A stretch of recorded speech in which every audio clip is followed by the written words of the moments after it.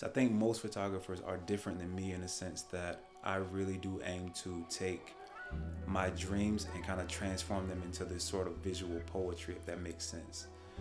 This series was no different. So we shot this for Numero magazine. It was a couture story, and it came from a dream that I had of just a subject or a model out in the fields, completely free, with the horses moving around her in a way that it kind of exudes power around her elegance. So shout out to Star, our stylist. She put together an amazing collection of pieces that we were going to shoot, from Balenciaga to Chanel to Alexander McQueen, Acne, etc.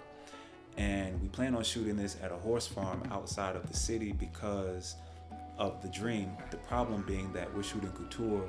Anybody who shoots that knows it's a headache because they normally want you to stay within the city so that the couriers can pick up the dresses, drop them off at another studio to shoot it, and they normally only give you like 10 minutes to shoot every piece, right?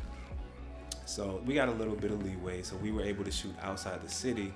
Next problem is Paris. So the fact that we're shooting in Paris, man, the weather is horrible. There's rain, there's cloudy skies, everything.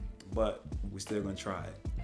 So we pull up to our location and it's pouring down raining. There's shit and mud everywhere. And we just have the model set up with the makeup artist, hairstylist. They, prep her and everything. And Star and I start to kind of location scout and figure out where we're gonna shoot.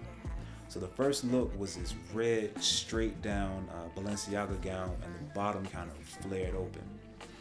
Already, we're starting to panic because, there's mud everywhere. So what we do is we pick up the model, put her into the vehicle, and drive about 100 feet to where, she can actually walk a little bit.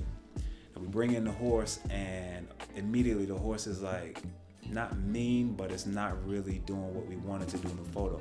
I really wanted to just have some sort of movement around her because the model, again, she can't move. About 15, 20 minutes go by and the horse is just like not giving exactly what we want. The hardest to work with are animals and children. Eventually we get to the last photos where I'm just like, all right, man, if we don't get it this last jump, then we'll just move on to something else. So the girl that's holding the horse, she kind of makes this click sound and kind of gestures to the horse, and the horse jumps. And right in that moment, the model was in a certain pose that almost looks like a statue with the dress kind of opening at the bottom, and I immediately took the picture.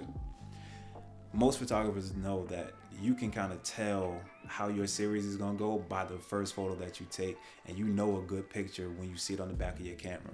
I try not to panic, but when I looked at the back of my camera, I'm just like, yeah, I think this is it.